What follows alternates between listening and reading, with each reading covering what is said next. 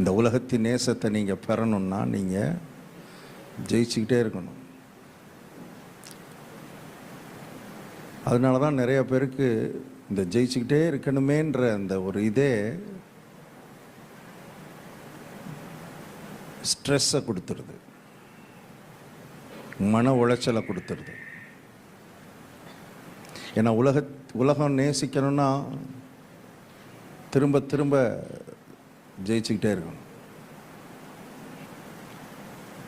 நீங்கள் உலக அன்பை எதிர்பார்த்தீங்கன்னா இந்த ஸ்ட்ரெஸ் வரத்தான் செய்யும்.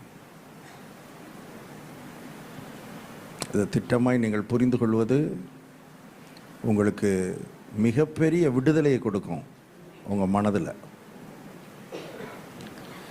நம்ம ஜெயிச்சாதான் உலகம் நம்மளை நேசிக்கும். தேவன் நம்மளை நேசிக்கிறதுனாலேயே நம்ம ஜெயிக்கிறோம்.